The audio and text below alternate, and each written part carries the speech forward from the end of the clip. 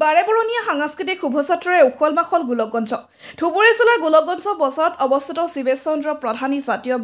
বিদ্যালয় সপ্তাহ উপলক্ষে 7 পৰা 13 জানুৱাৰীত অনুষ্ঠিত হোৱা 7দিনীয়া কাৰ্যসূচীৰে বৰ্ণাঢ্য আয়োজনৰ আজি 17 জানুৱাৰী অৰ্থাৎ অন্তিমটো দিনতেই বঁটা বিতৰণী তথা সফল সামৰণি পৰে 2005 চনৰ ইংৰাজী বৰ্ষত স্থাপন কৰা এই বিদ্যালয় গোলকগঞ্জৰ বিশিষ্ট সমাজকৰ্মী প্ৰয়াত সবিতা ৰাণী প্ৰধানীয়ে দান কৰা ভূমিত এই জাতীয় বিদ্যালয়খন অৱস্থিত তেখেতৰ স্বৰ্গীয় স্বামী শিৱেশ চন্দ্ৰ প্ৰধানী নামতেই এইখন জাতীয় বিদ্যালয় স্থাপন কৰা 20 বছৰ অতিক্ৰম কৰে জাতীয় বিদ্যালয়ৰ অধ্যক্ষ বীৰেন্দ্ৰনাথ ৰায়ে জনোৱা অনুসৰি পতাকা উত্তোলন শহীদ তৰ্পণ বাৰেবৰণীয়া সাংস্কৃতিক শোভাযাত্ৰা কবিতা আবৃত্তি আকস্মিক বক্তৃতা বিদ্যালয় সপ্তাহত ছাত্ৰ-ছাত্ৰীৰ মাজত বাল্টিত বল দলিওৱা উঠা বহা দৌৰ প্ৰতিযোগিতা পানীত পাৰত প্ৰতিযোগিতা বিস্কুট খেল প্ৰতিযোগিতা কুকুৰা যুঁজ প্ৰতিযোগিতা হাৰি ভঙা খেল প্ৰতিযোগিতা গীত প্ৰতিযোগিতা নৃত্য প্ৰতিযোগিতা ভেকচন প্ৰতিযোগিতা কুইজ প্ৰতিযোগিতাৰে 7 দিনৰ কাৰ্যসূচী পালন কৰা হয়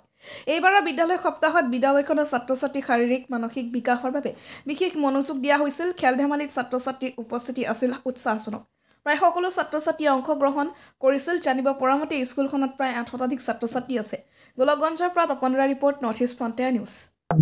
আমি 7 দিনীয়া কাৰ্যসূচীৰে বিদ্যালয় সপ্তাহ উদযাপন কৰিলো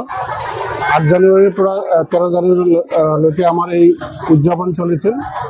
আজি আমাৰ বিদ্যালয়ৰ প্ৰতিষ্ঠা দিৱস এই প্ৰতিষ্ঠা দিৱসৰ লগত সংগতি ৰাখি আমি বঁটা বিতৰণী সভাখন উদযাপন কৰিছোঁ আজি আমাৰ বঁটা বিতৰণী সভা মই এইখন বিদ্যালয়ৰ অধ্যক্ষ হিচাপে কাম কৰি আছোঁ